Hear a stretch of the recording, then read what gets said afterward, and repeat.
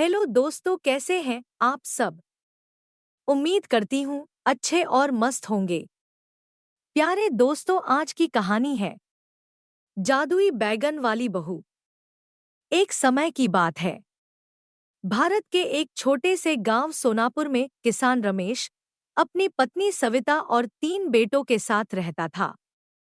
गांव में उनकी छोटी सी जमीन थी जिस पर वे मेहनत करके अपने परिवार का पेट पालते थे। रमेश के तीनों बेटे मोहन, सोहन और राजू एक दूसरे से अलग स्वभाव के थे। मोहन सबसे बड़ा था और बेहद मेहनती।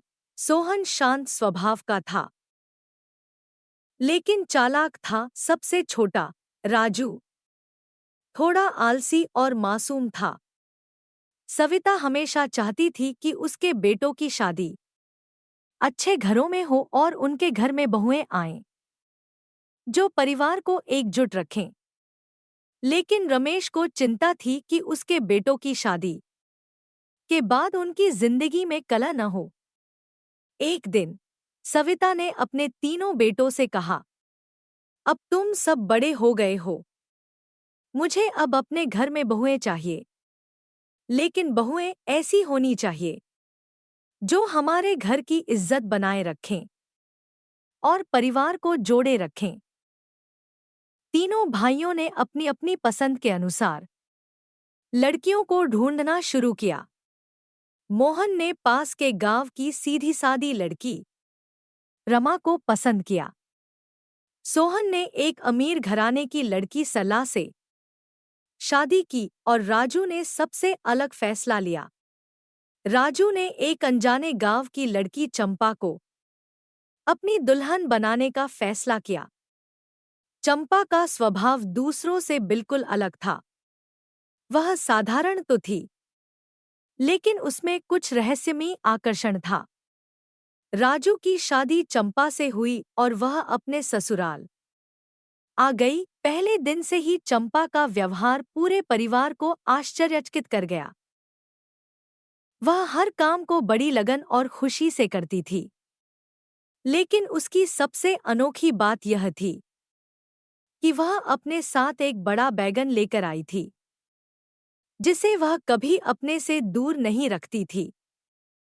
सबको यह बैगन अजीब लगता था लेकिन किसी ने उससे इस बारे में कुछ नहीं पूछा। जब भी सविता या रमेश बैगन के बारे में बात करना चाहते, चंपा मुस्कुराकर कहती, यह बैगन मेरी सबसे बड़ी ताकत है, एक दिन आप सब समझ जाएंगे। कुछ दिनों बाद परिवार में कठिन समय आ गया। रमेश की फसल बर्बाद हो गई और घर में खाने की कमी हो गई। सभी परेशान थे लेकिन चंपा बिल्कुल शांत थी। उसने अपना बैगन उठाया और किचन में चली गई। थोड़ी देर बाद उसने सबको बुलाकर कहा, आइए, खाना तैयार है। जब सबने देखा कि थाली में स्वादिष्ट भोजन परोसा गया है तो वे हैरान रह गए।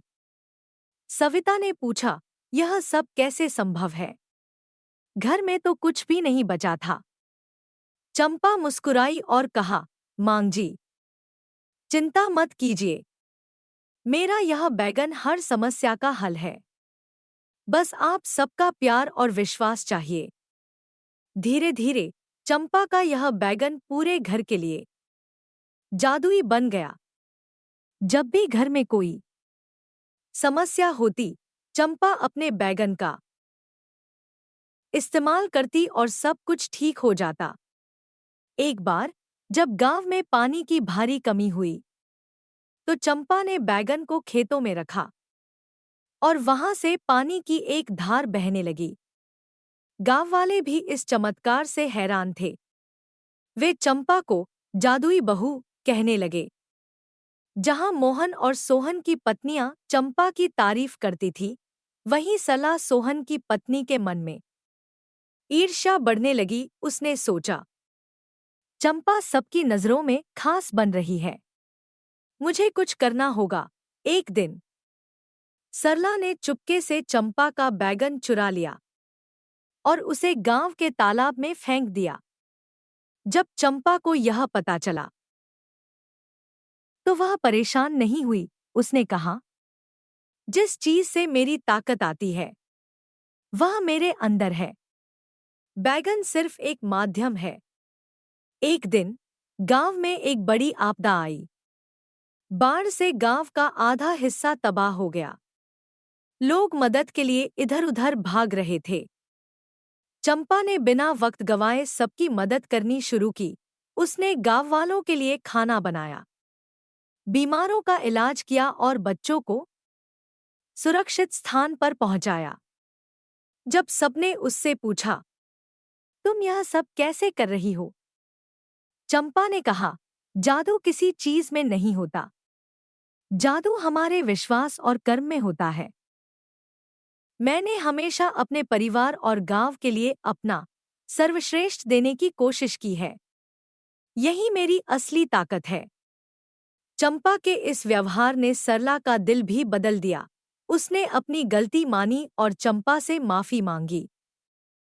चंपा ने उसे गले लगाते हुए कहा, हम सब एक परिवार हैं। परिवार की ताकत एकता में है, न कि अलगाव में। इसके बाद पूरे परिवार में एक नया जोश और प्रेम जागा। चंपा ने सभी को सिखाया कि मेहनत, लगन और विश्वास से बड़ी कोई ताकत नहीं होती। यह कहानी हमें सिखाती है कि असली जादू किसी वस्तु में नहीं, बल्कि हमारे कर्म और विश्वास में होता है। परिवार में प्रेम और एकता सबसे बड़ा जादू है, जो हर समस्या का समाधान कर सकता है। प्यारे दोस्तों, यह कहानी यहीं पर समाप्त होती है। आपको यह कहानी कैसी लगी? कमेंट बॉक्स में जरूर बताएं। अगर आपको हमारी ये कहानी पसंद आई हो तो कृपया हमारे वीडियो को लाइक, शेयर और चैनल को प्लीज सब्सक्राइब जरूर कर लें। इससे हमें मोटिवेशन मिलता है और आप तक ऐसी ही मजेदार कहानियां सबसे पहले पहुंचती रहेगी। प्यारे दोस्तों, नमस्कार।